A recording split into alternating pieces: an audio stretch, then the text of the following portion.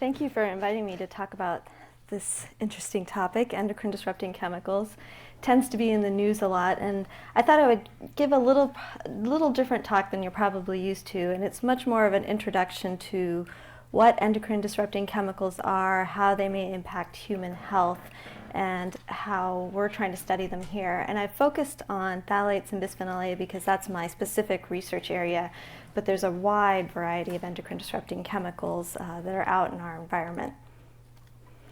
So first, in general, what are endocrine disrupting chemicals? So they're chemicals that mimic or antagonize normal hormones and can have permanent effects in progeny, as in organisms as well as in their progeny. And so what's interesting about that is that there can be a transgenerational effect. You can have an effect in offspring, and then you can have an effect in the next generation from a grandparent kind of exposure.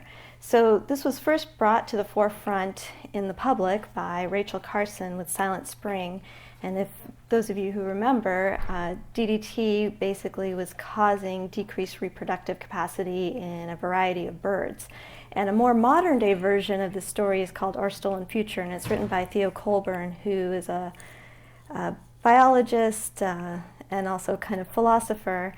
And this book really focuses on endocrine disrupting chemicals and how they may impact human health, and really brings to the fore how that effect can lead to effects in future generations. So that's kind of what's really, really novel about Our Stolen Future. And also, Al Gore has a foreword in this book, and I read this book in college, and it was one of the reasons that I went into this field. I was already interested in environmental science. That's what I had majored in college, but this was really what guided me towards wanting to work in human health as related to environmental factors.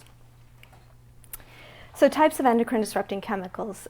They can be natural or synthetic, and so I try to put natural first because people tend to think of these man-made chemicals, synthetic chemicals that we're being exposed to every day, but there are plenty of natural sources of endocrine disrupting chemicals, and there's certainly sources that are man-made that we choose to partake in. And so natural sources are like phytoestrogens, that's like soy-based products. Then there are fungal estrogens. Then there's synthetic EDCs like hormones, and so much of our population takes oral contraceptives. Certainly much of our female population takes oral contraceptives. There may be male contraceptives. I work in a male reproductive group, and I think there will be male contraceptives at some point, and they will be hormonally based. Then there are pesticides, industrial byproducts, there are plastic components, and then there are persistent organic pollutants. And so what's interesting here is that some of these chemicals can really persist in the environment over years, and some have very, very short half-lives. The newer chemicals that are being put on the market have much shorter half-lives because they're considered to be safer when they have a shorter half-life. But there are plenty of persistents that are still in our environment. And if any of you read the newspapers today or yesterday, there was an article on flame retardants in baby care products. And flame retardants are used very highly in California, and they're in a variety of baby care products. And they showed that over 80% of the products they tested had flame retardants in them that had probably been put onto the market many, many years ago, like decades ago. So effects of endocrine disrupting chemicals. What's interesting is that they can be estrogenic, anti-estrogenic, anti-androgenic, antithyroid, anti-progestinic, and some chemicals can have different effects at different time periods. So that's also a complexity of endocrine disrupting chemicals. It depends on when you're exposed and your sensitivity at that time period. So something like dioxin might be anti-estrogenic in the in utero fetal period, but then it may be anti-thyroidogenic at a different time point. It may even be pro-estrogenic at a different time point. And that makes it very, very difficult to study, certainly in epidemiologic human studies, but also in animal studies. And these are just some examples of endocrine disrupting chemicals on the right-hand side. So some of the toxicologic principles. When I was in undergrad, we tended to learn, and certainly when I was in pharmacokinetics and class in medical school, we learned that the dose makes the poison. So the higher the dose, the higher the effect. And what's interesting in endocrine disrupting chemical research is that there may be U-shaped curves. So it's a different kind of paradigm. It's not the dose makes the effect, it's the dose plus the timing makes the effect. So you could have a certain effect at a very low dose, And as you increase to a higher dose, you have a whole different range of effects. And actually in that middle period on that U-shaped curve, sometimes you don't see a lot of health impacts. So you have to know where you are on the curve. You certainly have to know the dose response in the biological organism that you're looking at. The timing of exposure, those are sensitive windows of vulnerability. I'm a pediatrician. I tend to focus on the prenatal period, the fetal period, and early childhood because that's a very, very sensitive window of vulnerability. But there certainly are other sensitive windows for organ development, neurologic development. And then half-life, I touched on this before, there's short versus persistent. I focus on chemicals that have very short half-lives, but they're very persistent chemicals in the environment, so they can have an effect in one generation, then have another effect in a different generation on top of the effect that they've already had. Then there's the concept of biological availability, and I think that this is often missed in research. When you think about something like lead, we know that lead is associated with definitive cognitive defects, especially when you're exposed prenatally and early in childhood. You have decreased IQ as you get older, depending on the amount of lead that you're exposed to. But when you look at lead in a biological system, it can be stored in the bone, and there it's biologically inert, and it's not out in the blood to affect the brain or other sensitive tissues. And so when people have kids who have very low blood lead concentrations, like something in 1 to 4 range, and they want to chelate, what they're probably doing is taking lead out of the bone and increasing its circulation in the body and actually making it more biologically available for potential harmful adverse effects. So thinking about the biological availability of the substance in the body is very important. And then toxicity. So one of the things I get asked a lot, and I just got asked this by a journalist the other day, is, well, if these chemicals are really harmful, wouldn't we know it? And the answer is no. And the answer is no for a variety of reasons. First, there are very few chemicals that are actually regulated that are put on the market. So we know pharmaceuticals are regulated, they're highly regulated. Pesticides are required to go under toxicity testing, and then food additives. But besides that, the chemicals that you're exposed to in personal care products or in your everyday common use, those chemicals are not required to necessarily go through a toxicity battery of testing. And even if they do, the industry is not allowed, or I'm sorry, does not release that information, does not want to release that information to the public. And so you really don't know what the toxicity is of a lot of these chemicals. And we have about 80,000 chemicals that are in regular commerce today, and of those, 5 have been regulated by the Toxic Substances and Control Act. And so it's just something to keep in mind that we have thousands of chemicals that are out there that we probably don't know the true toxicity of. And then genetics. Your genetic predisposition is going to really affect how the chemical affects you on an individual basis. And this is becoming more and more important as we move forward, but also adds to the complexity of research. So why are we so concerned about these chemicals? You know, I get this all the time. Well, if the chemicals are in commerce, they're high production chemicals, wouldn't we know that they cause major health impacts? Wouldn't we see that in the population? Or we've been exposed for years and we haven't seen health impacts. Well, the traditional health outcomes that we've looked at, like infectious disease, they have been treated with antibiotics, and certainly our antibiotic research is robust within the pharmaceutical companies as well as within the university settings. But when you look at the current morbidities in the specifically pediatric population, I'll focus on, what we see is it's obesity, it's diabetes, it's neurodevelopmental disorders like ADHD and autism. Then there's reproductive disorders that you see a little in the little older kids, breast cancer, testicular cancer, and testicular malformations. And these disorders are not treated with antibiotics. These are chronic diseases that are really difficult to treat in the outpatient setting, and they're increasing rapidly. And a lot of people who work in environmental health and environmental epidemiology feel that there are both genetic and environmental factors that are contributing to all of these disease states. It's just much, much more difficult to study than a certain microorganism and how to kill that organism. And then we all feel like there's early programming of endocrine and metabolic processes. And this is not a new concept for those who work in endocrinology and human development, but it's kind of a new concept for researchers. So first I'll focus on phthalates. I like to call these everywhere chemicals. A lot of these chemicals are everywhere chemicals, but they truly are in our environment in a lot of different ways. So this was an article that we published on baby powder, shampoo, and lotion and how it was associated with increased phthalate exposures in infants. And I actually published this in a fellowship, and this was a quote from the article. It's hard to trace where these chemicals are coming from. They could be causing harm, but we don't know to what extent. So you learn a lot as you move on in the research world, and what I learned is that quote says nothing. It doesn't really help when you're reading this kind of article. But it also reflects how difficult it is to talk about these chemicals in the lay press and talk about and communicate and translate the risks to the public. So we know that the chemicals are out there, but we don't know where they're coming from, and we know that they cause harm in animal studies, but we don't have a lot of human evidence. So what do we tell people in their everyday lives? And I'll get back to this at the end in terms of policy and what I say in the clinical setting. But it is difficult.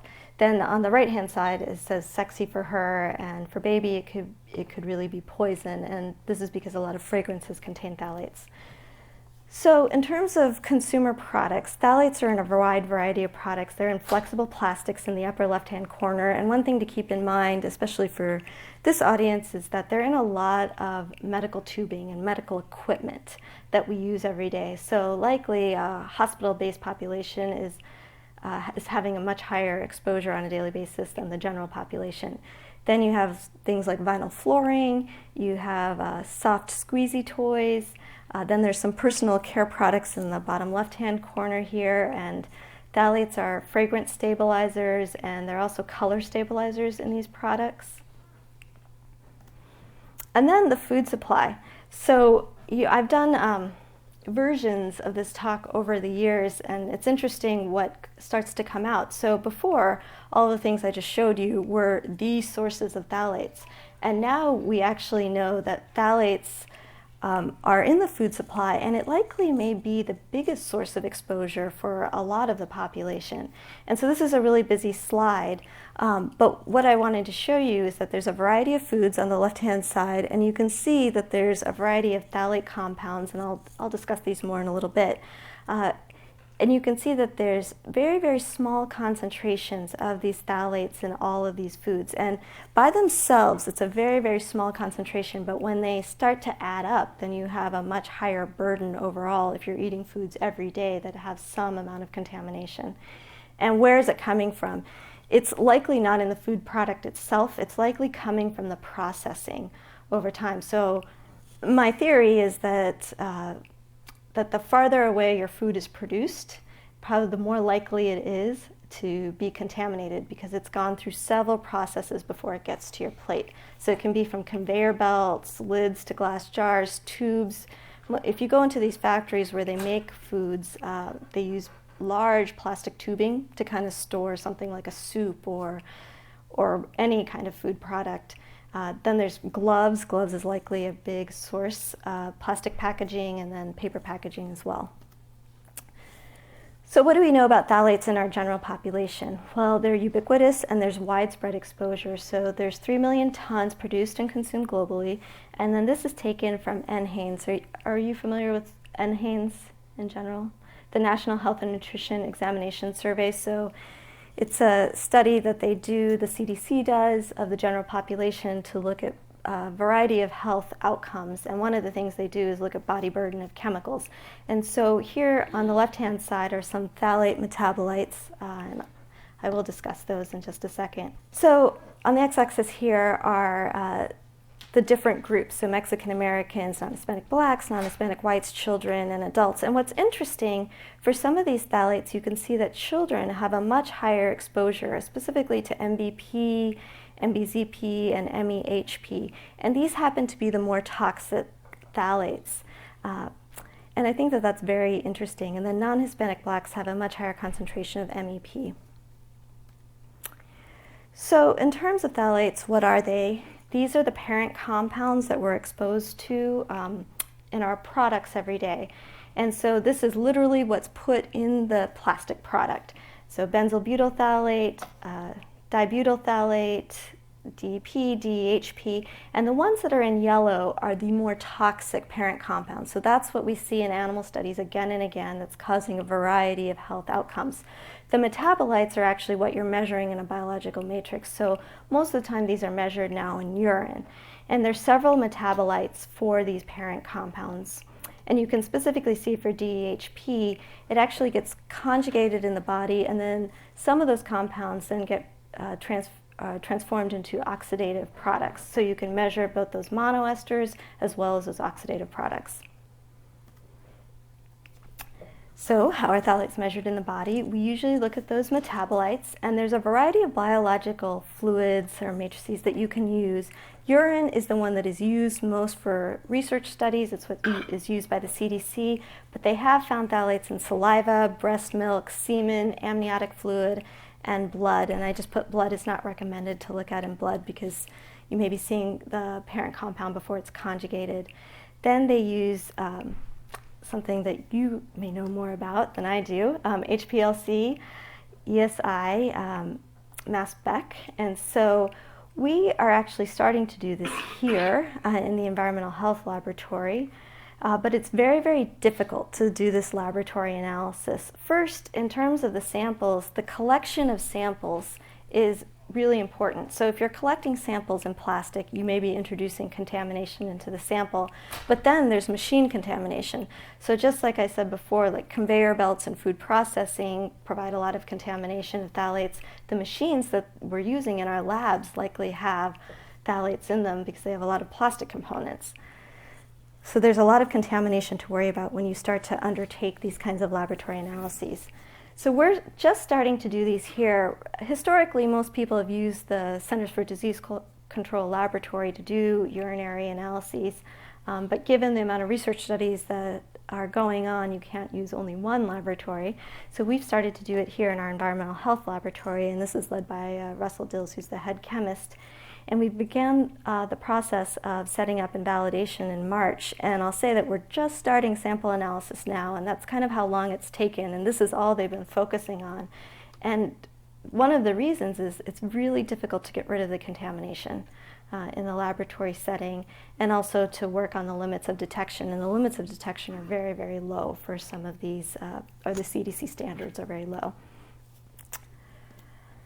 So in terms of toxicokinetics, we talked about this a little bit, but routes of exposure, there can be parenteral, so that gets back to that flexible plastic tubing. So if you're hospitalized, you're likely getting a huge parenteral dose of DEHP. There's ingestion, there's dermal absorption, and then there's inhalation. And the toxicokinetics, or the metabolism, really depends on that route of exposure. So your parenteral exposure metabolism is different than an ingestion metabolism route. But overall, let's say you're ingesting phthalates, because most of us are, what we have is a rapid metabolism from a diester to a monoester, then to an oxidative product, and the half-lives are a few hours to days depending on which phthalate you're looking at. If it's a high molecular weight phthalate, it's a little bit longer of a half-life. If it's a low molecular weight phthalate, it's a short half-life. And then they're excreted primarily in the urine. So phthalates in childhood, this is one of the populations that we think is most vulnerable. It's premature infants in the neonatal setting. And so this group found urinary levels of DHP to be 50 times higher in preterm neonates as compared to those children from NHANES. So that's the data I just showed you. And when the FDA was reviewing phthalates, they released a statement saying that premature infants may be adversely affected by these chemicals. But I'll say that unless you're at a university-based setting, a lot of the NICUs that are out and they're not university-based really don't know that this FDA statement exists. And it's not a prescription to change all the equipment. It's just a statement that is out that's saying we should be considering that phthalates could cause harmful effects in these kids. So mechanisms of action. anyone who works in this area, we have to be a little humble because I think probably most of the mechanisms of action we don't know, but we do know a few. And one is that phthalates are definitely anti-androgens, and so they impair Leydig cell function in testicular development, which leads to reduced testosterone production. And it also leads to decreased INSL3 expression. And INSL3 is associated with testicular descent, which occurs in the 3rd trimester of pregnancy. So a lot of these infants have reduced testosterone and reduced normal testicular descent. And this is kind of a good animal model that I like to show. So here, this is a pregnant mom who's exposed to a high dose of DHP, and you can look at the offspring, and this is days post-conception, and you can see that in the control there's this nice testosterone peak that is supposed to occur. So this is pretty normal. The analogous process in humans is that at 3 to 4 months of age, we have something called a mini puberty, where we have a real big spike in infant hormones. And that's the analogous process that we look at in humans. But in animals, it's a little earlier. And you can see this nice testosterone spike in controls. And in the offspring of the mom who is exposed to DHP, you don't get that testosterone spike. And so that's some of the best biological animal mechanistic evidence that phthalates truly do decrease androgen exposure in utero. And from that kind of data and many hundreds of animal studies, we have something called the phthalate syndrome. And here you can see a pregnant dam again who's exposed to DHP, and what you see are a variety of malformations in the offspring. And this is to the epididymis, the vas deferens, seminal vesicles, prostate. You see hypospadias, undescended testes, and you see nipple retention. And they told me that most of you are medically oriented, so I'm not going to explain these. Are most of you MDs or in healthcare in general, so you understand? Okay. I talk to a lot of different audiences, so sometimes I need to explain what hypospadias is. And the one thing that's very, very important here that we look at in our own studies is anogenital distance. So with all of these malformations, you get something called a reduced anogenital distance, and that's truly the distance between the anus to the genitals.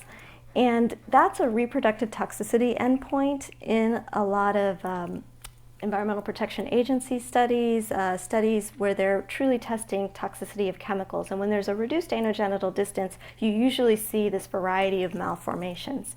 And so that's something that we start to look at in humans, and I'll get into that in just a second. So what do we know about humans? Those are the animal studies, the phthalate syndrome and reduced anogenital distance. What has been put forth in terms of hypotheses is something called the testicular dysgenesis syndrome, and this is from Neil Skekebak and his group in Europe. And what it postulates is that there are environmental factors and genetic defects that will lead to testicular dysgenesis, and this is testicular dysgenesis in utero. And that leads to disturbed Sertoli cell function, Leydig cell function, which then can lead to impaired germ cell differentiation, androgen insufficiency, and you will get hypospadias and cryptorchidism. And as these animals grow, this happens in animal studies, but this is what's postulated in humans. You see reduced semen quality and then carcinoma in situ and testicular cancer. So in the animal models, they see hypospadias, cryptorchidism, they do see reduced fertility, they see testicular tumors, but not true testicular cancer. It's hard to create an animal model of testicular cancer, so what they're seeing right now is just tumors. But this is what's been put forth for humans, that maybe there are these factors that are leading to testicular changes very early on that lead to later life effects. So it's that early programming of disease. It's very early on that the testes are programmed to have normal semen production in the future. So there is an increased incidence of testicular dysgenesis syndrome in males in the United States and other Nordic countries. So this is part of why are we so concerned. Hypospadias has been increasing in the U.S. population over the past several decades. And on the left-hand side, I apologize for the quality of this slide, this is rates of testicular cancer in European countries. And you can see that concurrently, there's been a big rise in testicular cancer, which is a disease of younger males, adolescent into their 20s and 30s. And we see these rises, but we have no idea what's actually causing them. And people who work in this field truly believe that there are environmental factors that are impacting this incidence rate. And then in adult males, we do see some human evidence of altered sperm quality. So this is a little slide to say the bad news is that 99% of you will fail, and this is fertilization class. And unfortunately, maybe more will fail with some of these environmental factors that we're introducing. So on the right-hand side, these are graphs that are showing the odds for being below a reference sperm concentration and sperm motility as by WHO standards. And then on the x-axis, these are quartiles of phthalate exposure. So the quartile 4 is the highest quartile, quartile 1 is the lowest quartile. And this is monobutyl phthalate. And so you can see that with increasing quartiles of exposure, you have an increased odds of having reduced sperm or having sperm concentration below the reference, the WHO reference range. And here you can see with increasing quartile, you have odds of sperm having decreased motility, and increased odds of sperm having decreased motility. And so this has actually been replicated in several adult studies. And so this is with concurrent phthalate exposure. This is not early. It's if you're exposed at the same time that your sperm quality is decreased if you have a high exposure concentration. Then what do we know about childhood populations? Well, Katarina Main and her group found a significant association between breastfeeding phthalate exposure, so what that really means is breast milk phthalate exposures, and changes in luteinizing hormone and free testosterone concentrations in newborn boys with cryptorchidism. So this was some of the first human evidence to show that really phthalates are associated with changes in hormone concentrations in humans. And then Shauna Swan, who's someone that I work with very closely, found a significant association between prenatal phthalate concentrations and that decreased anogenital distance and reduced testicular descent and decreased penile width in infants. And so this was one of the more definitive studies actually really showing that phthalate exposure in the prenatal period is associated with changes in postnatal life. Now I should say that this decreased anogenital distance and reduced testicular descent and decreased penile width, these are not, in these infants, were not concerning enough to prompt medical attention. It's just compared to the infants whose mothers were not as exposed at high concentrations, they had a decreased anogenital distance and reduced testicular descent. So you have to think about it on a population level. So these are some of the phenotypes that we look at in our studies, the anogenital distance and the anoscrotal distance, and then penile width on the right-hand side. And I like to just show this slide to show you that this is truly what we're doing on a daily basis, and we're trying to relate these to other health outcomes. And because it's so difficult in human epidemiology to study some of the more rare outcomes like hypospadias and cryptorchidism, you would have to study thousands of women during pregnancy and then their offspring. So what is the significance of these intermediate phenotypes? Well, in animal studies, I said that they're reproductive toxicity endpoints and the well-known markers of in utero androgen exposure. Then there's one human study that documents an association between these markers and male reproductive abnormalities. So that's saying that kids that do have cryptorchidism and hypospadias do have a decreased anogenital distance. And it may translate to humans and therefore may be sentinel markers of future male reproductive outcomes. And this is just some other research that focuses on some of the other outcomes associated with phthalates. DHP metabolites have been associated with changes in thyroid hormone and total T3 levels in adult men. And then more recently, they've been looking at phthalate exposures as related to neurodevelopmental outcomes. And there was a cross-sectional study that showed that phthalates were associated with changes in omission and commission errors in these continuous performance tests that they do in behavioral studies. And the last study down here showed that phthalate exposure in the third trimester was associated with changes in social cognition and social communication. And that's interesting because when you think of what actually leads to sexual dimorphism in the in utero period, so what leads to male play and female play, it's your hormone concentrations. And so one of the things that the behaviorists are starting to look at is changes in behavioral play in children who have been exposed to these chemicals. So that just brings me to the end of the phthalate portion. This is a study that we're doing right now. It's called the Infant Development and Environment Study. The PI is Shauna Swan, and she is now at Mount Sinai, and I'm the site PI and clinical director here, and we have a number of co-investigators, urologists and OBGYNs and other pediatricians. And what we're trying to do here is test the hypothesis that that prenatal phthalate exposure is truly associated with reproductive outcomes in male infants. And so we're recruiting 800 women overall at 4 different centers. Here we're recruiting 200. And we're looking at these anogenital outcomes in their infants. And so the idea is to see if these shortened anogenital distances or these smaller testicular volumes are truly associated with a higher phthalate exposure in the prenatal period. And Ellen Lashansky's here, and she's one of our study coordinators at the U and is responsible for recruiting our first 80 women or so, hopefully the full 200.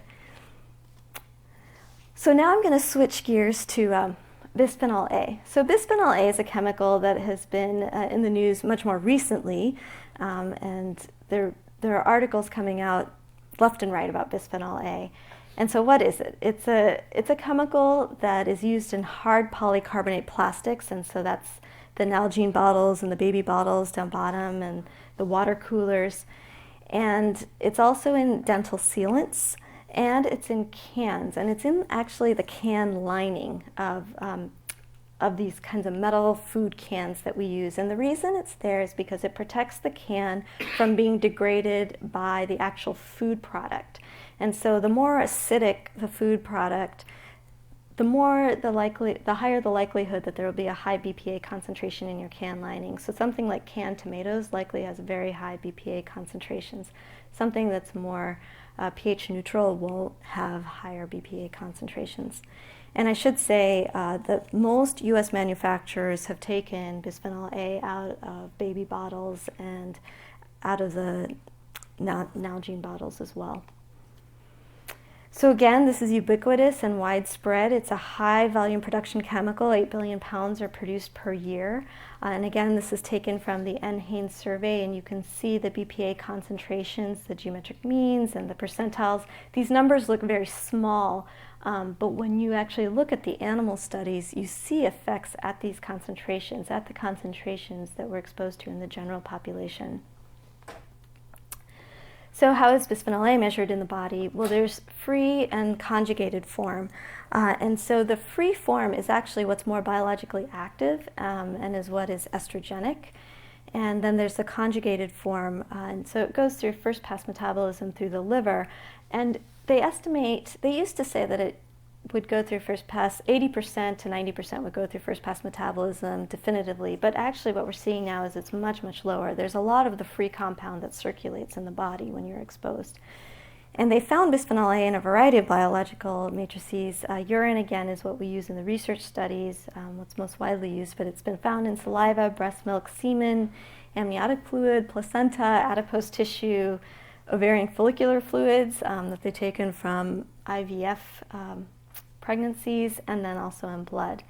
And here for bisphenol A, they usually use solid phase extraction coupled with online HPLC and tandem mass spec. And we are also doing this in the EHL laboratory. We're not using the exact same methodology that the CDC uses. We're using a direct injection methodology. But I think we're going to get the same kind of sensitivity or very similar. And contamination, we talked about contamination with the phthalates. For bisphenol A, it's even worse for some reason, and I'm not exactly sure why, but it has taken a very long time for the lab to decrease the contamination to the point of where you get true limits of detection in the 1 to 2 part per billion range. So mechanisms of action. So bisphenol A is a weak estrogen, and it's also an anti-androgen depending on when you're exposed. It's rapidly metabolized within 4 to 6 hours. So I should say bisphenol A was actually created at the same time DES was created, which is diethylstilbestrol, which is a very, very potent estrogen. And it was too weak to be used as a pharmaceutical, so they didn't use it anymore. And then it was an industrial plastics manufacturer that found that it really worked well in a plastic matrix. So we do know that bisphenol A is truly an estrogen, was created for that purpose, and now it's being used for a different purpose. It binds to estrogen receptors, ER alpha and ER beta. It can stimulate rapid cellular responses at very low concentrations, and it upregulates estrogen receptors. One of the other things it does is that it binds to alpha-fetoprotein, which usually binds estrogen in the body, and that leads to increased estrogen circulation when you have this protein that's actually getting bound to the chemical instead of to the biological endogenous estrogen. So in terms of summary of findings, there's not as robust a data base of bisphenol A studies in humans as there is with phthalates. It's something that's being studied right now, and it's actually being studied by one of our graduate students who's here, Kristen, who's looking at bisphenol A and endometriosis in a study. But what we do know from the animal studies is that bisphenol A exposure can lead to a variety of health outcomes. There's male reproductive tract defects, not to the extent that we see with phthalates, but certainly still a variety of male reproductive tract malformations, neurocognitive disorders, diminished differences in sexually dimorphic behavior, early puberty, increased body size, and then at low doses you see breast, uterine, prostate tumor cell proliferation. And the reason these are all in yellow is because these are the low dose studies. So one of the arguments that people make about toxicity studies or human epidemiology, environmental epidemiology in general is, well, the animal studies are dosing these animals at very, very high concentrations, and humans would never, ever be exposed at that high of a concentration. But what is really interesting about bisphenol A is that at very low concentrations, you see a variety of health impacts that are different than those in white that you see at high dose concentrations. And the low dose health impacts are actually a little more concerning to me here, the breast and uterine prostate tumor cell proliferations. Those are all cancers that have been on the rise for many years now, and we don't know exactly why. So in terms of human epidemiologic studies, there are correlations between BPA and serum sex steroid hormones in adults. There are weak associations between bisphenol A exposure and delayed onset of breast development in girls. I think that those human epi studies are very weak at this point, so I would never say that bisphenol A was associated with early development of breast tissue. And then there's been a study that looked at prenatal BPA exposure and increased hyperactivity and aggression in 2-year-old female children. So one of the studies I do like to cite is, this is an animal study, but I think it's really interesting. So they dosed pregnant mice here at 25 nanograms per kilogram from day 9 of pregnancy through birth. So that's a really small concentration, 25 nanograms per kilogram. It's certainly something, a concentration that humans would be exposed to, if not higher.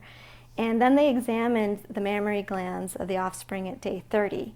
And so on the left-hand side, you see here a control animal, and this is normal gland development. You see normal mammary ducts, normal terminal buds, and here on the exposed offspring animal, you see increased terminal bud growth and density, a decreased number of apoptotic cells, and basically disordered cell proliferation if you start to look at some of the other slides. And so this is really interesting. A lot of the animal researchers truly feel like this is the precursor to carcinoma in situ. And so they're inducing, with a very, very low dose of bisphenol A exposure in the prenatal period, major changes in mammary tissue. So this was taken from the study, the perinatal exposure to bisphenol A alters peripubertal mammary gland development in mice. And then there was another study of effects of BPA on breast cancer and its risk factors that found that the median serum BPA concentration was higher among cases of breast cancer compared to controls. But there were a variety of weaknesses in a study like that. The other big finding about bisphenol A and what was in the news a couple of years ago was how bisphenol A was associated with a variety of cardiovascular outcomes. And this was actually published in JAMA. And here you can see the mean BPA concentration, and you see a variety of health conditions. And you can see that the mean BPA concentration is much higher in these conditions. And basically, this study was published in JAMA because they found very, very high odds ratios that you would not expect to find due to chance alone. So there were increased odds of having these conditions in people who have very high BPA concentrations as compared to those who didn't. And those confidence intervals, if you look at the paper, are narrow and they're specific, and this was a very, very large population. And so this was very concerning. And then the other thing I like to touch on with bisphenol A is related to obesity. So in endocrine disruptor research, we start to talk about something called obesogens, and not only endocrine disruptor researchers, but lots of obesity researchers are starting to talk about how there are certain substances or certain environmental factors that may lead to different metabolic set points, and they may promote adipogenesis. And so this is specifically has been seen with DES. So that was a synthetic estrogen that was used to prevent miscarriages many decades ago. And what they saw was that exposure, when you exposed animals in utero, the offspring were obese. And then they continued to be obese even if you restricted caloric intake and increased exercise. And then when they bred those mice, the third generation was also obese, and they had increases in leptin and adiponectin, and we know that obese kids, obese adults, have increased levels of leptin. So that was really interesting. It's a transgenerational effect with a hormonal agent. And in pediatrics, in general pediatrics, we see this again and again. You'll see a family where the parents are not obese, they have 3 kids that are completely normal, then they'll have one child who truly has a different metabolic set point. They're eating the same foods, they're on a restricted caloric intake, and they do not lose weight. There's really something about their metabolism that was programmed at a very early age that's very difficult to overcome once you get older. And I think it's one of the unfortunate parts about obesity. It's truly in the public seen as, well, if you increase your exercise and decrease diet, you will lose weight, and that's not necessarily the case. If you increase your exercise and have a better diet, you will be healthier, but that does not mean that you're necessarily going to lose weight. And that's very sad, especially the kids who are obese and they start in toddlerhood and they just continue on. And then the other population in the pediatric setting is adolescents, where you'll see a lot of kids who have a normal weight gain, normal height velocity, and then they get to puberty, and something changes and they gain 70 or 80 pounds in a year. Much, much more weight than the average person could gain in a year. And they continue to gain that weight, and they have a lot of trouble keeping it off. And so that's another set point that I think is really important, is right at that pubertal time point. So these are some of the studies that I won't get into them in detail because they're more basic science studies that look at the estrogenic effect of bisphenol A on pancreatic beta cell function and inducing insulin resistance. But I think that this is where bisphenol A research is going to go, our endocrine disruptor research is going to go in the future. So now I'm going to switch gears and talk a little bit about how we avoid these chemicals. So I work in something called the Pediatric Environmental Health Specialty Unit, and we do environmental health consults, and we do them for families and governments and healthcare providers. And this is what people want to know about. Well, how do we avoid these chemicals?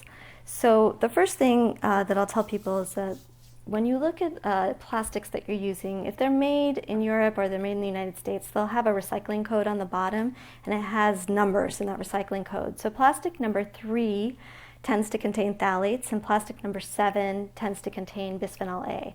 Not always, but these are the plastics that we know do contain phthalates and bisphenol A. And so for those specific plastics, you can either avoid using them at all, or you can try to use them in a little safer way. So don't microwave your food in plastic, don't put hot liquids in the plastic containers, don't dishwash them because that leads to degradation, and then use alternatives to plastic packaging when possible. And you can use glass or a different kind of plastic, like a polyethylene plastic. What I truly tell people is to try to choose alternatives to processed food, to eat fresh fruits and vegetables. And that gets at this next slide. So in general, how to cancel families. And I'm not sure in terms of your laboratory analyses, if you do environmental contaminants like metals or endocrine disrupting chemicals, you may as the years go on. And people always want to know a certain concentration. They want to know, well, what is my body burden of this? Like, what is my phthalate level? And one of the things that I always tell people is that that doesn't mean anything. Even if we get that number, it's not correlated with a health outcome. So I try to get people away from that concept and move towards prevention, and recognizing that there's limited data on health impacts of modern chemicals. One of the things that we struggle with, especially in the Seattle region, is that there are a lot of families that will go to alternative care providers, and alternative care providers will tend to do a lot of environmental testing and have a lot of difficulty translating that testing to human health impacts.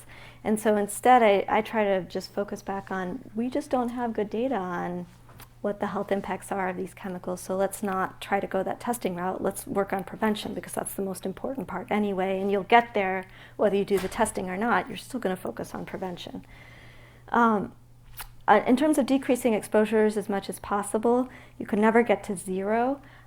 Places where I refer people are the Environmental Working Group website, which talks about pesticides in foods, the Environmental Defense Fund, which looks at safe seafoods and talks about mercury, the American Lung Association, which tells you how to keep your indoor environment clean, and then educating with appropriate resources. In terms of policy implications, so what is our country or other countries doing about this if there are harmful human health impacts, and there are more and more studies coming out? Well, the European Union has by far been the most progressive. They banned the use of these chemicals in 2005, some of the phthalates, I should say, in children's toys and childcare articles. I personally think that banning in specific products is probably not going to help that much, because they're ubiquitous and they're likely in the food supply, but certainly it's not going to hurt to ban in products that specifically children are exposed to. In 2007, in Washington State, we passed the Children's Safe Products Act, which restricted phthalates in children's toys. That was preempted by some federal legislation in 2008, which was the Toxic Toys Bill, which restricts phthalates in children's toys. This is just an Endocrine Society statement that I like to put up. It says that scientific societies, such as the Endocrine Society, should partner with other organizations with the scientific and medical expertise to evaluate the effects of endocrine disrupting chemicals in humans. And one of the points that I think is really important with environmental health research is that it's incredibly multidisciplinary. You have to have the people who understand the environmental exposures, you have to have the people who understand the metabolic processes, the people who understand the health impacts, and then the people who can relate it to policy and translate it out to the public. And so it really requires collaboration across a variety of disciplines, and I'm really happy to see that the endocrinologists are moving forward in this area. So this is just the unit that I work in, which is the Pediatric Environmental Health Specialty Unit, and it serves, I think I just said, healthcare providers, public health professionals, communities, families. We try to do much more provider-to-provider education, so it's kind of the train-the-trainer model, so that they can educate their future patients and try not to focus on individual families. But it's funded through the EPA and ETSDR. And we do consultation for the Region 10 area, which is Oregon, Idaho, Alaska, and Washington State. And you're welcome to call us at any time, and we're happy to answer any questions that you might have. And I just wanted to acknowledge Shauna Swan, who's been very involved in my research over the years, and the entire TIDE study team. And with that, I'm happy to take questions.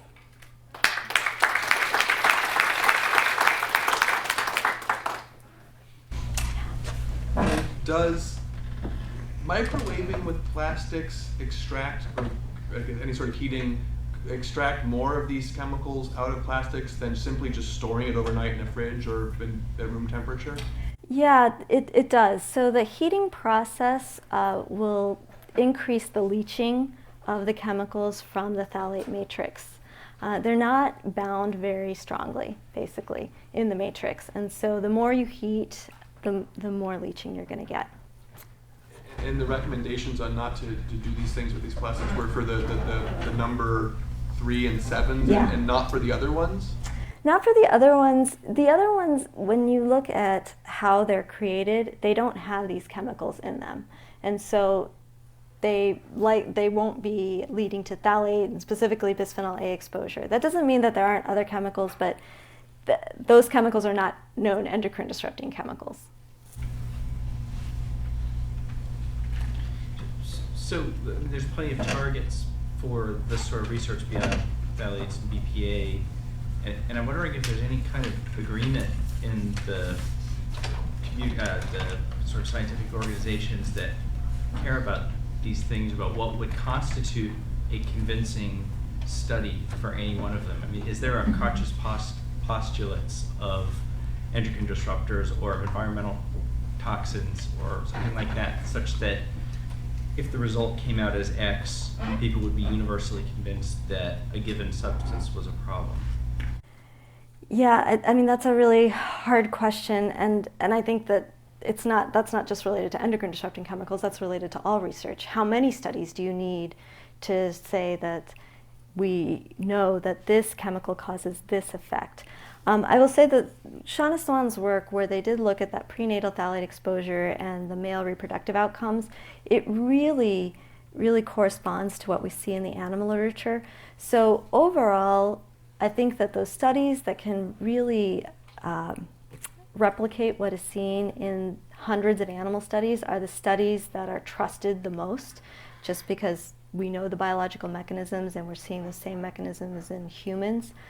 I don't think that there are postulates, not that I have seen yet. I mean, if it depends on who you'd ask, because there's some people who say, well, if you have increased cell receptor uptake or increased gene expression, then that's enough. And then there's some people that say, unless you have a hard health outcome that's adversely impacting the population, then you can't say much. What's been the response of the chemical industry? Are there other plasticizers that people are trying to replace these with? Yeah, there was actually just an editorial in the New York Times last week about that, and for bisphenol A specifically, they have, before, when they were replacing bisphenol A, they replaced it with something that was biologically inert, or what we think is biologically inert. Now they're starting to replace it with another substance that may be estrogenic as well. So I think that the response is that they would like to get these chemicals out of their products, but it's difficult to do that. So the manufacturers of like the plastic bottles, they can do that. But the manufacturers of some of these other products where it's coming in through contamination have a very difficult time doing that. For the Washington state legislation, I sat on the governor's panel to implement that act, and one of the things that I heard again and again from the small retailers and from the companies was that we don't know where it's coming from, which to me, as a scientist, I'm like, of course you know where it's coming from. Like, you can trace that, you can find out. But when they started to talk about it more and more, it's like 1,000 different factories that are creating different substances for one small children's toy. And they truly have a hard time tracing back to what's being put into those original substances. Overall, they'll say, if you go to all of their web pages, they'll say that there's no evidence to show that there are harmful health effects at the concentrations that they're being exposed to. And in an individual product, I might agree with that, but the problem is that we're exposed to we have a cumulative exposure over time.